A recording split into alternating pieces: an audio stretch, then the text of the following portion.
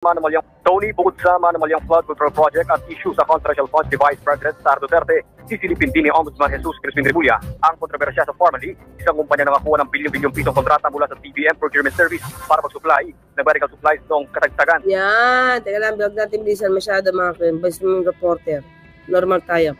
So, mukhang pabubuksan niya kasi mga ka-clear, mukhang walang masyado talaga naging hustisya dito.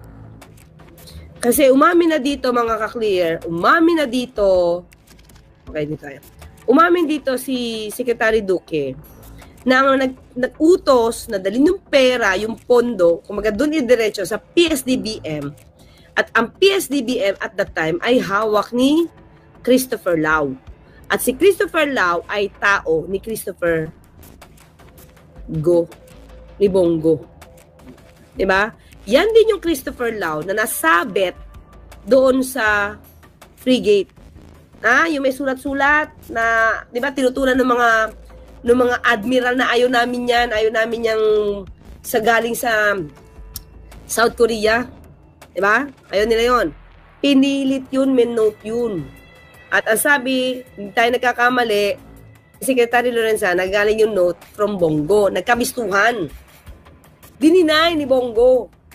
Dininay yun ni Bongo. Pero may lumabas na papel. Diba? May lumabas na papel. Ito, ganito kay Bongo, itong utos niya. At, ang isa sa sangkot doon, si Christopher Lau. Si Christopher Lau ay tao nga ni Bongo. Meron ako niyang video, mga kaklit. Tignan niyo yung frigate dito. Nung tungkol sa plunder case ng frigate. Meron dito siguro mga a year ago. Basta meron dito, kung mapapanood nyo, nandoon yung pinaka-detalye nun. Kung paano nagkaroon ng relasyon si Christopher Lau kay Christopher Bongo, si parang assistant ni Christopher Bongo, si Christopher Lau. At ngayon, dinala sa PSDBM. Nung nagkaroon ng pandemic, yon mga ka-clear. Diba? Sabi ni Pangulo, wala nang bidding-bidding. Akong bahala sa'yo, DOH. Wala nang bidding-bidding kasi emergency to. So ngayon, yung kontrata, napunta ngayon kay Pharmaly. Kay Pharmaly lang, ha? Si Pharmaly, walang pondo. At during the hearing sa Senado, inamin na ang nagpopondo sa kanila ay walang ibang kundi si Michael Yang. At ito ay nabisto na na-overprice. At yung mga binibenta, malapit na mag-expire. Pero binago yung date. Nandun siya sa hearing yan lahat. At yan ay pinayagan ni dating Pangulong Duterte. Diba? Inamin ni Duque nga yung pondo, doon din nila sa PSDBM. Si PSDBM, diretso nakipag-transact sa Pharmaly. Kasi wala nang bidding-bidding. Emergency. Emergency. Ganon yung dating. Diba?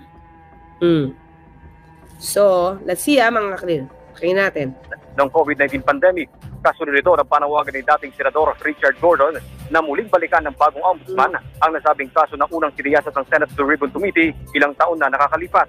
Ayon kay Remulla, nagkaroon man ng mga pagdinig ng Senado noon, hindi na ito umusad kaya marapat lamang na muling pigyang pansin. Oo nga, pero hindi, may nasampahan, di ba? Nasampahan lang si Duque at saka si Christopher Lau. Pero nag-utos na dali yung pondo sa PSDBM at siyang nagpawalang sala kay Michael Yang, hindi sinampahan yung Ombudsman Martires. Sisilipin natin yan kasi nga parang nalimutan na dahil bang sabihin mo, pero hindi dapat makalimutan talaga yung mga ganitong kaso.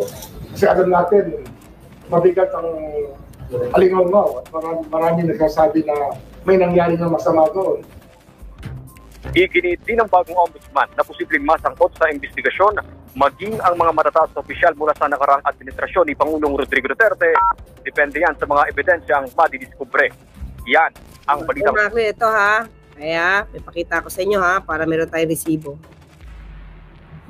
Wait. Ito ha, yan o. June 4, 2024. Yan o. Ayan natin. Yung video ba ito? Minsan mas maganda yung video Video. Ayan.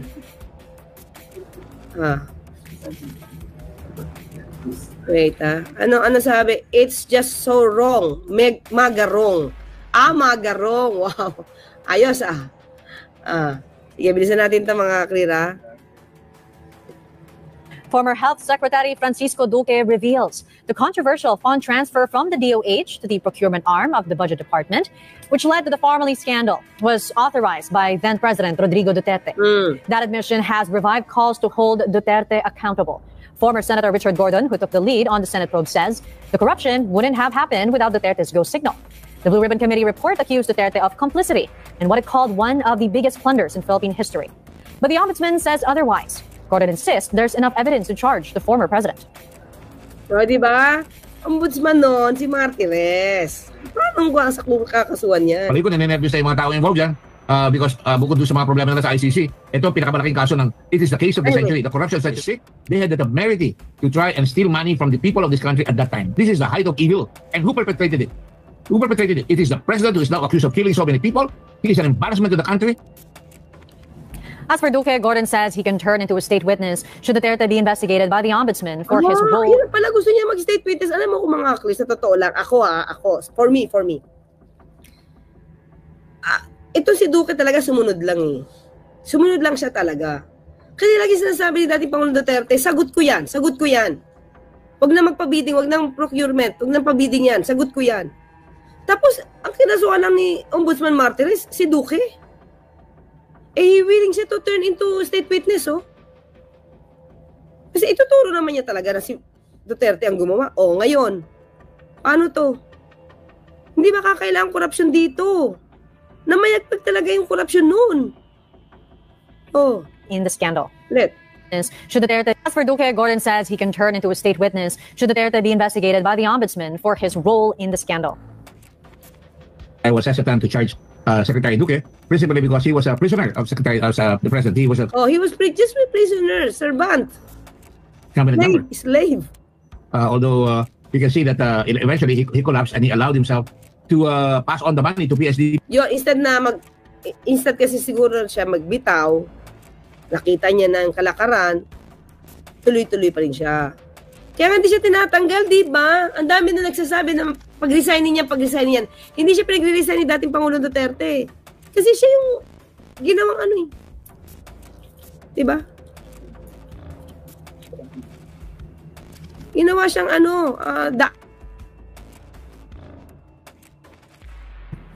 ginawa siyang parang taga-sapo ng kasalanan. Chopping board. Di ba? Wala. Nataga siya na natagang-taga. BM, he could have resigned. Oo, pero ayaw nga siya pag-resignin, di ba? Hindi siya tinatanggap na mag-resign. He could have exposed it. He could... Di ba? May time na naiyak to, right? Alam ko, mayroong partito na naiyak, mga kaklir eh. May partitong naiyak si tingnan hanapin ko naman. Alam ko naiyak to eh. Yung parang binabatikos na siya. Umiyak to eh. Di ba? Ba't Duterte tuloy? Duque.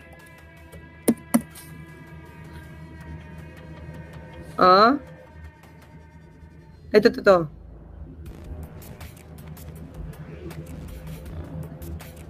Tingnan ko mga klila. Bago yan tingnan natin. Tingnan ko lang ito. Ito yun Alam ko naiyak siya. Siguro hindi na talaga siya makaalis eh. Yan natin Teka na. Ito. Bakit na ninyo? Ang dangal ng DOH. Winaharap ninyo ang lahat ng mga kasama ko dito. Hindi kami makaharap sa mga tao dahil lahat, ang dami-daming sinasabi, ang dami-daming paratang. Wala pa rin akong tulog. Meltdown to, nag-meltdown mga kaklir. Walang magawa. For me wala siyang magawa. Gabi na po ito. Kasi this is really unfair, unjust. Talaga naman, unjust kung ikaw lang madidemanda, di ba? That this judgment has been handed down clearly without giving the DOH the full 60 days within which we should have given our rejoinder and reported on the actions onto their recommendations. So masakit po talaga sa amin ito dahil kami ang pangunahing ahensya na humaharap tumutugon sa panahon na ito. Sabi ko nga sa inyo, nagkasakit na ang mga tao. Sabi siya, wala lang siya magawa niyan, kaya siya umiyak. Ipit siya. Diba? Ipit siya eh. Naipit. Inipit siya talaga. Yeah. Dito tayo dito. Be a major state witness against Duterte to hold it in. That's his only chance at salvation. Senator Risa Ontiveros is now urging the ombudsman to include Duterte in the investigation. She says the former president should explain the policy considerations resulting in his directive to Duque. Former Senate President Franklin Drilon says Duque is looking to save himself amid the Farmally controversy. Drilon adds, Duque never mentioned Duterte's role during the Senate Blue Ribbon Committee hearing. Siyempre, alangan mga kakli. Sige nga. On the allegedly anomalous pandemic contracts. He points out only the president has the power to transfer funds.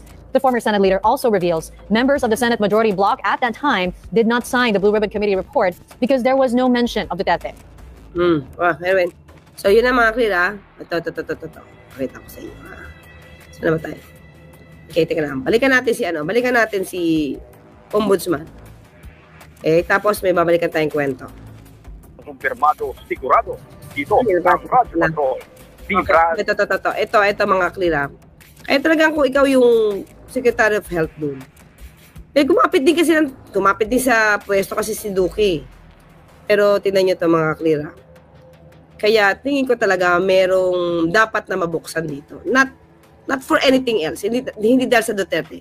But because na medyo feel ko lang na medyo naabuso dito talaga. Who reportedly has ties to the Philippine government's biggest supplier of medical goods this pandemic. In a Senate probe, Michael Yang was linked to Farmally Pharmaceutical Corporation. The firm bagged some 8.68 billion pesos worth of deals for pandemic response last year. But the president sees nothing wrong with the transactions. Michael Yang has been in business here in the Philippines for 20 years. Nag-umpisa yan dito sa Davao. I am sure, ito yung word ko, reviewin niyo yung tape. I am sure there is a law which would exempt you from bidding. Di ba? Ayaw mo bidding, Bidding. Mamadalian to, pandemic eh. Lahat tayo nakatago sa bahay. Kaya ngayon, ang napili, Farmally. Ang galing, di ba? So, ang minabuti ni Duque, nag-bidding pa rin. The president Farmally pa rin, di ba? warned the Senate he will not allow his cabinet members to attend its inquiries if its members continue to grandstand. Duterte also pointed fingers at the past administration. He accused the administration of the late President Noynoy Aquino of buying overpriced PPEs. Nagbili na ang past administration yan. Hindi pa kasi sadsaran ng ng pandemic. 1,700 lang ang bili natin. Itong last administration, nandyan yung papel hanggang ngayon, COA.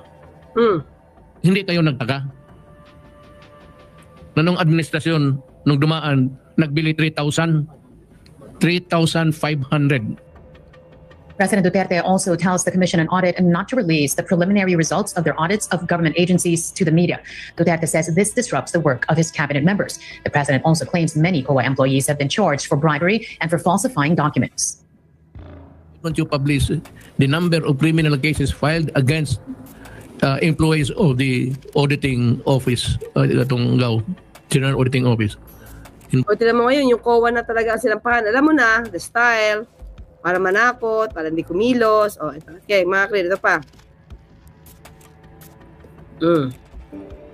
President Rodrigo Duterte defends two personalities involved in controversies about the government's pandemic spending. In his recorded Talk to the People aired Tuesday, August 31, he talks about former presidential advisor Michael Yang and former Budget Undersecretary Lloyd Christopher Lau. Kasi si Michael Yang doon. Yan. Negosyante ito, Adre. Hindi naman ito sabihin mo na tatapon ito ng pera. May contact ito sa China na malalaking korporasyon. At siya ang pagador, major entry here. O, di ba? Bakit? Ba't nag-bidding, pero Farmally pa rin? Michael Yang pa rin ang kumita. Duterte also admits it was he who appointed Lau to critical posts in the government. Pata nila, KSDBM. He says he trusted Lau, who previously worked with him in his 2016 campaign team and when he was Davao City Mayor. Anong masama kung magbayad ako ng utang? The president also slams the Senate hearing as malicious. He accuses senators, particularly Senate Blue Ribbon Committee Chairman Richard Gordon, of repeatedly interrupting resource persons like Lau or Health Secretary Francisco Duque III during the hearings. Huwag ninyong ibalik sa Senado kasi magdaldal na rin yan at mag-show off. Parang magyabang. Marami yan. Lalo na ito si Gordon. Siya ang nanalo sa Tokaton champion. Lahat puro daldal. Ito, di ba, ayaw niya ng transparency. He has that nasty practice of depriving others of asking questions. Okay? Mga clear? Sana nga, tingnan natin kung dapat gawin ng state witness ito si Duque. Tingnan natin kung anong alam yan. Baka mag-tell all yan. Tingnan natin, mga ka-clear. At baka mas lumakas ang kaso ng against the family. At si Michael naman, hindi nakasuhan. 2 lang nakasuhan. Duque, saka si Lau.